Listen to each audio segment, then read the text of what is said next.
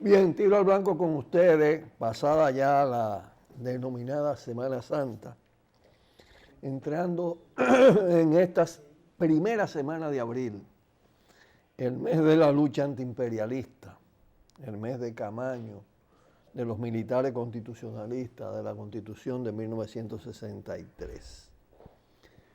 Pero es necesario, por lo que pasa aquí en el mundo, y especialmente las últimas informaciones que vienen también de Costa Rica, hablar de cómo en el mundo occidental y cristiano,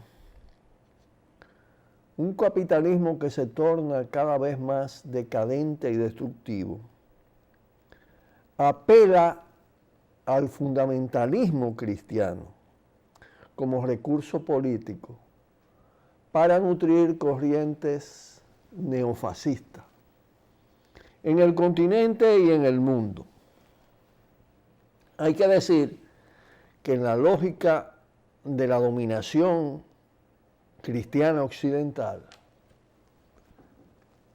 se presenta esta parte del mundo, que no es el mundo, como prácticamente la única civilización. Y todos sus valores y antivalores lo quieren dar como de extensión y carácter planetario. Borran la existencia de otras civilizaciones, de otras religiones, sobre todo de cara al presente, porque muchas veces no pueden ocultar la historia antes de Cristo, en términos de los textos. Pero toda la propaganda está dirigida a presentar ese mundo dominado por blancos, dominado por el capital, como un mundo único. Y a cualquier manifestación de Norteamérica, sobre todo de Europa, le dan un carácter como universal.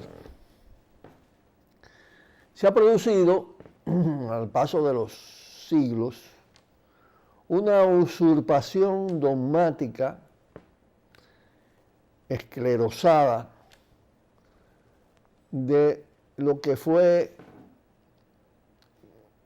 la irrupción de Cristo, de Jesucristo como predicador.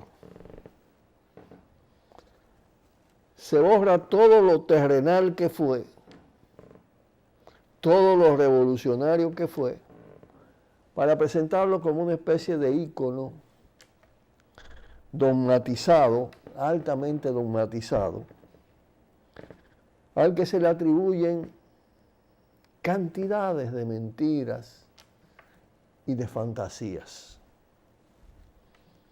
El hecho real es que fue un rebelde, y un rebelde que en aquella época apeló a la defensa de los intereses comunitarios, colectivos, frente a los representantes del poder, y fue sacrificado por el poder.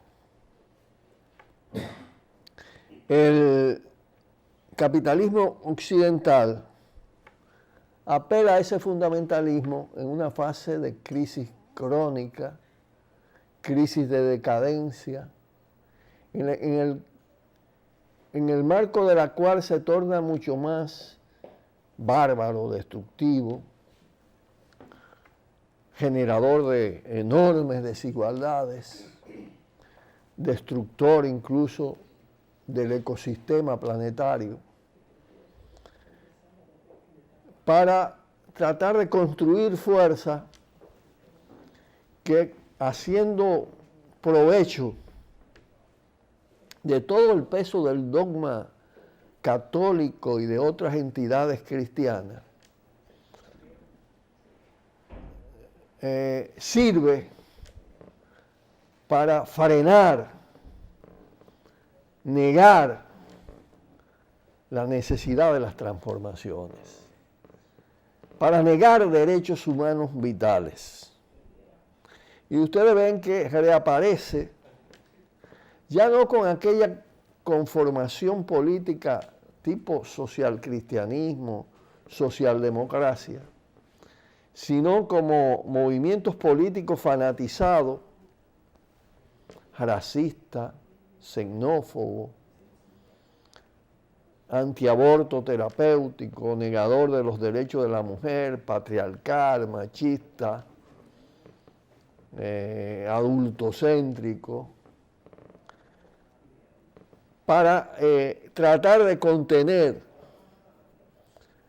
las fuerzas que pugnan por defender los derechos conquistados y más aún aquellas que propugnan por ir mucho más allá y pasar a una transformación profunda de la sociedad.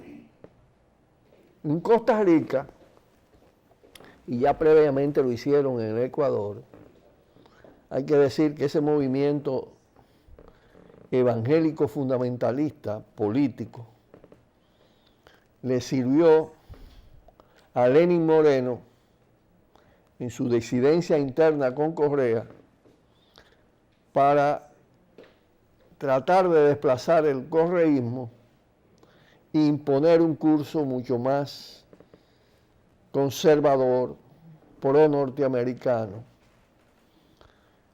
y reaccionario, en fin de cuentas, en ese país, donde ese tema está en disputa. Ahora, fabricaron un candidato en Costa Rica que se colocó en una especie de bipolarización frente a otro de igual apellido. Me refiero a Fabricio Alvarado, predicador evangélico.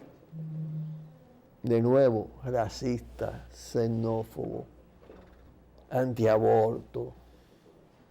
Es decir, conservador extremo.